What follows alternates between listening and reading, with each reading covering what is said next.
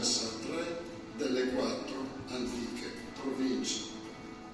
Quel ramo tenace d'acqua si ingrossa e si affina mentre si fa strada tra piane e dolci colline, da Benetutti a Ottano, poi il lago Modena e il richiamo del mare risucchia quell'acqua dolce, gonfia di terra, a sud-ovest sino ad Oristano, dove sfocia nel mare occidentale, poco prima del grande golfo.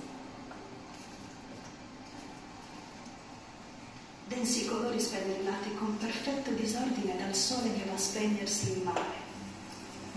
Cammino con gli occhi sui piedi, a saltelli, sin quando prepotente lo iodio mi tira su, per il naso. Mare occidentale che con forza riempie occhi e polmoni, inalazione stupefacente che dilata pupille e pensieri. La testa si svuota e leggero lo sguardo si nutre di sensi.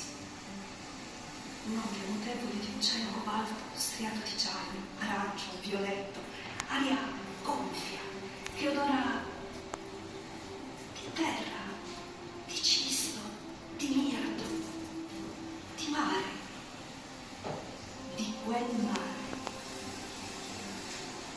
La curva plumbea dell'orizzonte si vede la luce a piccoli sorsi veloci. Un languore di sete e di fame mi rufano dentro come un cinghiale che ara la macchia.